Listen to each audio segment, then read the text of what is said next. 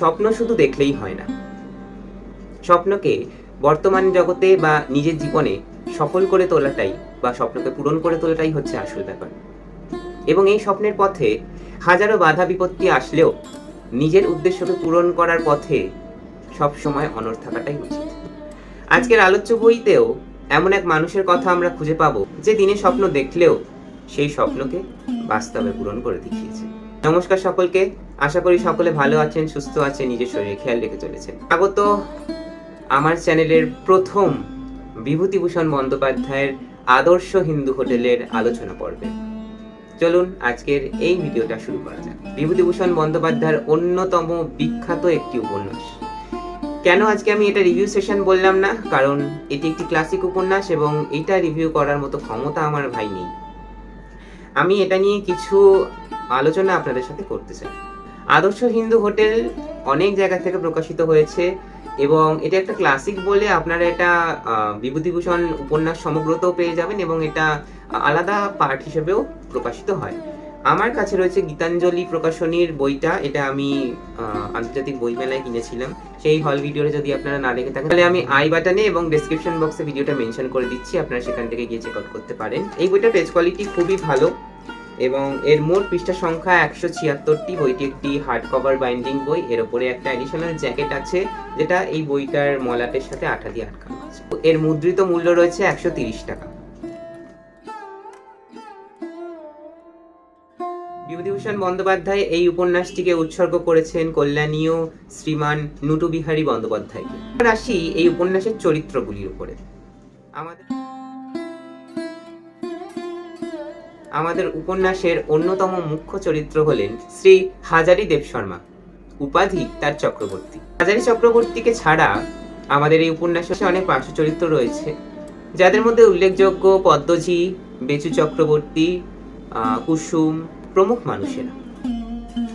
তো হাজারি ঠাকুর ছিলেন রন্ধন কর্মে একদম পটু একজন মানুষ, যে বিভিন্ন রকমের সুস্বাদু রান্না করে বেচু চক্রবর্তীর হোটেলে বিভিন্ন মানুষকে আর সুস্বাদু স্বাদের খাবার খাওয়াতো। কিন্তু বেগার শ্রম খেটেও, পদ্মঝিয়ের অত্যাচার সহ্য করেও, বেচু চক্রবর্তীর অপমান সহ্য করেও সে ওই কম টাকার হোটেলেই পড়ে থাকতো। কিন্তু একদিন হলো মহাবিপদ। পদ্মঝি হাজারি ঠাকুরকে স্বয়ং চোর সম্বোধন করে বসলেন। সে নিজের তরফ থেকে জানায় যে সে কোনো প্রকার চুরি করেনি, কিন্তু তাকে তাও হাজতবাস করতে হয়। এইভাবে সে হারিয়ে ফেলে তার হোটেলের চাকরি।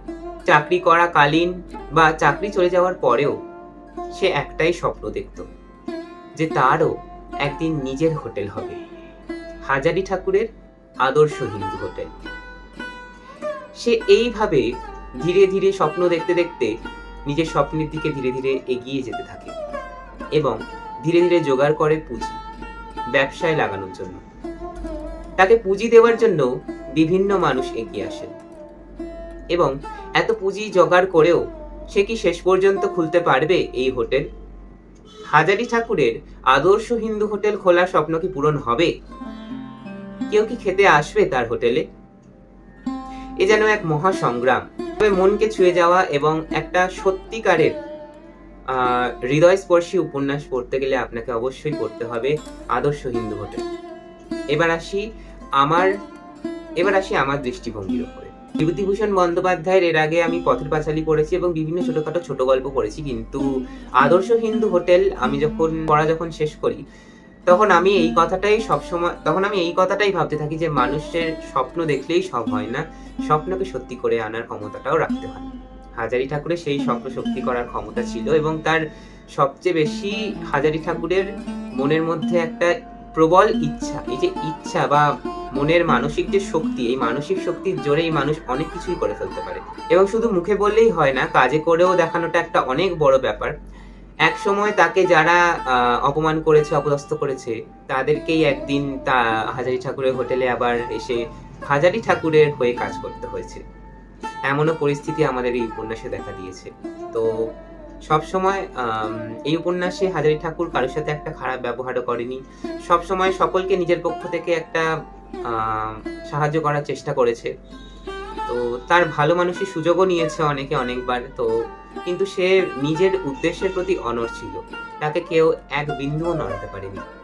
এইটাই হচ্ছে মানুষের একটা মাইন্ডসেট, এটা আমি মনে করি। এই ছিল আজকের একটা ভিডিও। আজকের এই ভিডিওটি যদি আপনাদের ভালো লেগে থাকে তাহলে প্লিজ আমার চ্যানেলটাকে সাবস্ক্রাইব করবেন, পাশে আসা বেল আইকনটি প্রেস করতে ভুলবেন না। ততদিন ভালো থাকবেন, সুস্থ থাকবেন, নিজের শরীর খেয়াল রাখবেন এবং আরো বই পড়তে থাকবেন। এই আশা নিয়ে আজকে ভিডিও এখানে শেষ করছি। ধন্যবাদ।